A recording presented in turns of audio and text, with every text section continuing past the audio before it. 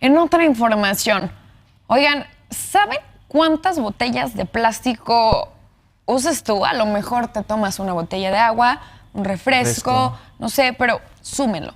Hasta 34,000 millones de ellas, de esas botellas de plástico que se nos hace muy fácil consumir y desechar, se convierten en contaminación marina año con año. Esta mañana tenemos a Nick Leopold, quien es gerente de plásticos de Oceana.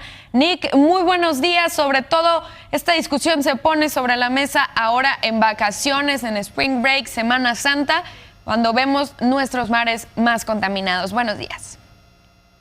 Buenos días, Paula. Buenos días, Jesús. Gracias por el espacio. Y pues sí, como bien dice, ¿no? Es algo que se ha vuelto tan común que ni siquiera tenemos la cuenta de cuánto consumimos.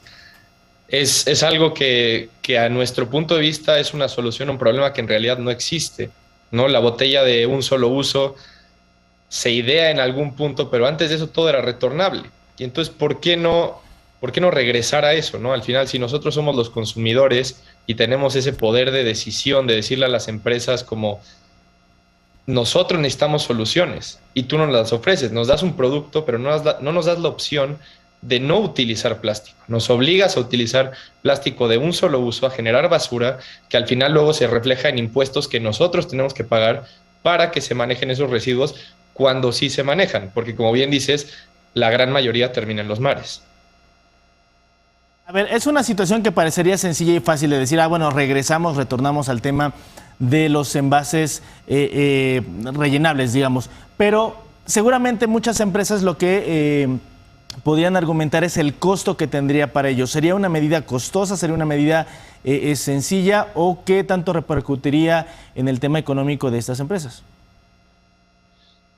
Pues eso sería algo que sería interesante analizar, pero también está la otra parte de la moneda, ¿no? Que es por qué el costo lo tenemos que absorber nosotros, los clientes, en ambas partes, ¿no? En el económico, de desecharnos de los recursos de un solo uso, y en el ambiental y la salud. No sé si vieron, hace poco salió un reporte que encontraron microplásticos en los tejidos más profundos de los pulmones. Entonces, ¿por qué tenemos que nosotros absorber el costo económico de salud y ambiental y ellos no responsabilizarse de la basura que generan? Sí, sí, desde luego.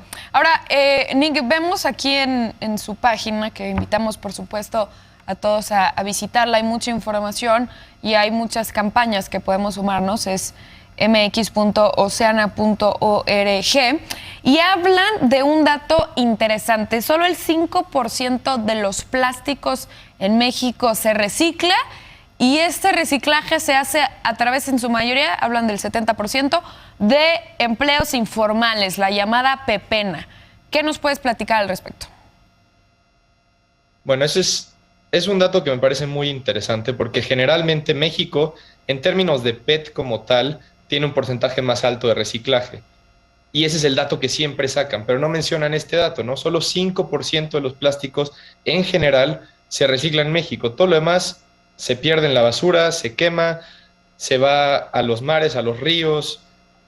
¿Y qué pasa con la pepena? También la pepena es algo que no está regulado como tal en México. Hay, que yo sepa, nada más un par de cooperativas que sí están como más reguladas, el resto, y yo en particular hice voluntariado hace unos años en el basurero de Nesa, y la realidad es que es muy duro para los pepenadores. O sea, los pepenadores recogen y se los compran a un precio que, vaya, es lejos de tener ni siquiera el salario mínimo.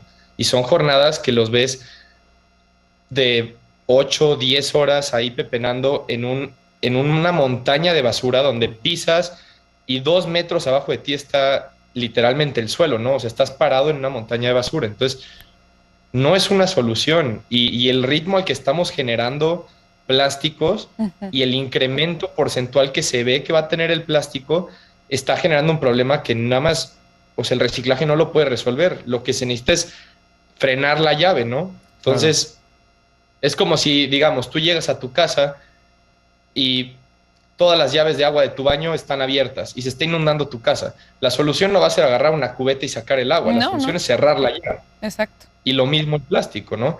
Y ahora, no es todo el plástico, es ¿por qué los plásticos de un solo uso? O sea, en cosas que no necesitamos. O sea, yo no te voy a decir que que vayas a donar sangre en una bolsa de plástico reusada, ¿no? Claramente no, ahí hace sentido usar la bolsa de plástico. Pero en el contexto de una botella para refresco o para agua, no hace sentido tener plástico de un solo uso. Claro. Claro. Oye, Nick, muy relacionado a esto último que platicabas, en materia de políticas públicas, por ejemplo, hay muchas ciudades del país e incluso del mundo que se han sumado a estas campañas para la separación de la basura, pero muchas veces vemos que esta situación no se llega a la situación óptima, ¿no? De sí tener una separación adecuada, sobre todo de estos residuos como es el PET, o casos como en la Ciudad de México, donde pues sí, hay días en los que el camión de basura un día pasa por la orgánica, otro por la inorgánica, pero en los depósitos centrales se termina todo mezclando. Correcto. Y creo que eso es un tema que es bien importante tratar. Ahí creo que algo que sí es justo es que como consumidores y sociedad también tomemos cartas en el asunto. O sea, no todo es responsabilidad bueno, nosotros decir, no, nosotros no podemos hacer nada al respecto y chao, ¿no? Pero sí se necesitan sistemas también. O sea, como bien lo mencionas, ¿no?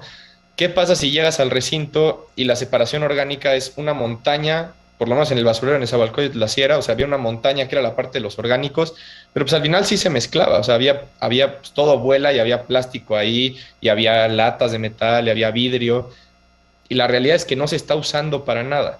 Ahora, hay países donde sus sistemas de residuos están mucho más avanzados y entonces lo orgánico lo conviertes en energía, por ejemplo, ¿no? Porque la materia orgánica cuando se descompone libera metano, el metano lo puedes usar, porque además, digo, aunque es un gas que afecta en términos del cambio climático, si lo quemas y lo procesas, se convierte en un gas menos nocivo y además puedes filtrarlo para no liberar emisiones, ¿no? Entonces, sí hay un camino trazado hacia cómo manejar los residuos de una manera que sea óptima y también importante empezar a generar menos, ¿no? O sea, generar menos residuos, que no significa dejar de consumir, es nada más mover la aguja hacia soluciones y buscar soluciones que hagan sentido para no generar basura. Sí, totalmente. Nick, navegando aún en su página de internet, veo que tienen un blog y una de las entradas es del año pasado, de septiembre del 2015, pero se llama Sé un turista responsable y me parece muy ad hoc, muy necesaria. Seguimos en Semana de Pascua, mucha gente está de vacaciones. Brevemente, ¿qué consejos le podrías dar a la gente que nos está viendo, que está de vacaciones y que contribuya, o mejor dicho, que no contribuya a contaminar más nuestros océanos?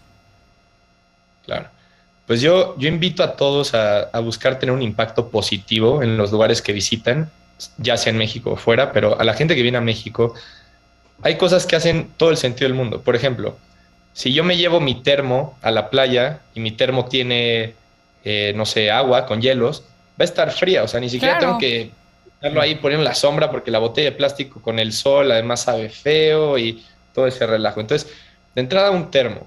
Por otro lado, si no encuentran soluciones para la bolsita de papas o algo así, llévense una bolsa en la que puedan guardar toda su basura, regrésenla a su casa o a su hotel y encárguense de ella de la manera correcta, sepárenla y cada cosa al lugar que tiene que ir, ¿no? Pero sobre todo y ya si quieren hacer un poco más, pues obviamente si llevan su bolsa y ven basura en la calle o en la playa, pues pueden también recogerlo, ¿no? O sea, contribuir un poco a tener este impacto extra. Pero sobre todo es eso, es ser conscientes de lo que usan y buscar que no genere basura que se vaya al medio ambiente. Muy bien. Bueno, pues muchísimas gracias, Nick Leopold, gerente de plásticos de Oceana. Visiten la página y contribuyamos a no contribuir a seguir contaminando nuestros océanos. Gracias y buen día.